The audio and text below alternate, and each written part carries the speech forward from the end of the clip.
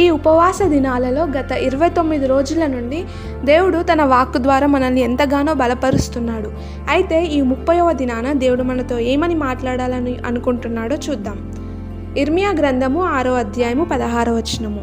యెహోవా ఇలాగు సెలవిచ్చుచున్నాడు, మార్గములలో నిలిచి చూడుడి, పురాతన మార్గములను గూర్చి విచారించుడి, మేలు కలుగు మార్గమేది అని అడిగి అందులో నడుచుకొనుడి, అప్పుడు మీకు నెమ్మది కలుగును.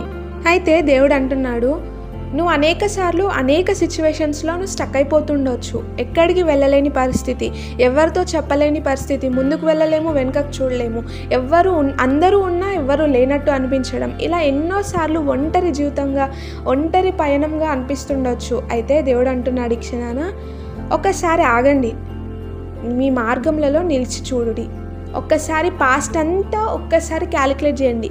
అసలు ఏమైంది నీ జీవితంలో, అసలు ఏమైంది, అసలు ఇలా స్టక్ అయిపోవడానికి, ఇలా ఆగిపోవడానికి కారణాలు ఏంటి? ఒకవేళ ముందుకు వెళ్తే ఏది బెస్ట్, ఏది చూస్ చేసుకోవాలో ఒక్కసారి ఆలోచించండి. ఎందుకంటే దేవుడు అంటున్నాడు, నేను మీకు వివేచన జ్ఞానాన్ని ఇచ్చాను. ఒకవేళ మీకు జ్ఞానము కొదువుగా ఉండేలా నా దగ్గరికి రండి, నేను మీకు జ్ఞానం ఇస్తాననేసి అంటున్నాడు. అయితే నువ్వు ఇన్ని రోజులు ఒక కన్ఫ్యూజ్డ్ స్టేట్లో, ఏమీ అర్థం కాని స్టేట్లో అసలు ఏంటి లైఫ్ అనేసి ఎంతో పిచ్చిగా నీ మైండ్ అంతా, నీ హృదయం అంతా కలవరపడుతుండొచ్చు. అయితే ఈ రోజున దేవుడు ఈ 30వ దినాన ఈ ఉపవాస ప్రార్థనలో దేవుడు నిన్ను బలపరచాలని ఆశపడుతున్నాడు. ఏమనంటే, మార్గంలో నిలిచి చూడుడి, ఒకసారి ఆగు, అసలు ఏమైంది, పురాతన మార్గంలను గురించి విచారించుడి, అసలు ఏమైంది ఒక్కసారి ఆలోచించు, విచారించు వాటన్నిటిని.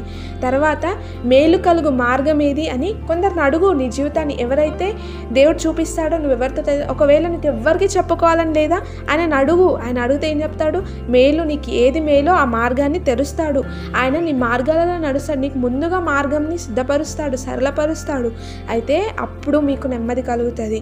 నువ్వు అక్కడే ఆగిపోతే నీకు ఏమీ రాదు, నువ్వు ముందుకు వెళ్ళలేవు, వెనుకకు చూడలేవు, నీకు అక్కడ ఏమీ రాదు. ఒక టైం వేస్ట్ తప్ప, ఒక మనశ్శాంతి కోల్పోవడం తప్ప ఏమీ రాదు. అయితే నువ్వు ఏ పరిస్థితుల గుండా వెళ్తున్నావో నీకు ఆయనకు మాత్రమే తెలుసు. ఏ సిచ్యువేషన్స్ వల్ల స్టక్ అయిపోయావో నీకు మాత్రమే తెలుసు, ఆయనకు మాత్రమే తెలుసు. ఏ మనుషుల వల్ల నువ్వు బాధపడుతున్నావో, ఎందుకు నీ జీవితం ఒంటరిగా అయిపోయిందో, ఎందుకు నువ్వు అలా ఒంటరిగా ఫీల్ అవుతున్నావో, ఎందుకు నువ్వు అంతలా మదన పడుతున్నావో, అంతలా చింతిస్తున్నావో కేవలం నీకు ఆయనకు మాత్రమే తెలుసు. అయితే ఆయన అంటున్నాడు, నన్ను అడుగు, ఒక్కసారి నీ జీవితంలో ఏం జరిగిందో ఒక్కసారి ఆలోచించు. ఎందుకు ఆగిపోతున్నావు? ఆగిపోకు, నీకు నెమ్మది ఇవ్వడానికి నేను సిద్ధంగా ఉన్నాను. ఒక్కసారి మేలేంటిదో ఆలోచించు, నా దగ్గరికి రా, ప్రార్థన చేయు, నేను నిన్ను బలపరుస్తా అనేసి అంటున్నాడు. నేను నీకు నెమ్మదిని కలుగజేస్తా అని అంటున్నాడు. ఇంకా దేని విషయమే నువ్వు ఆలోచిస్తున్నావు, ఇంకా దేని విషయమే ఆగిపోతున్నావు? ఒక్కసారి ప్రార్థించు, మోకాలే. ఇప్పుడు ఈ వాక్యం విన్న వెంబడే మోకాలేసి ప్రార్థించు.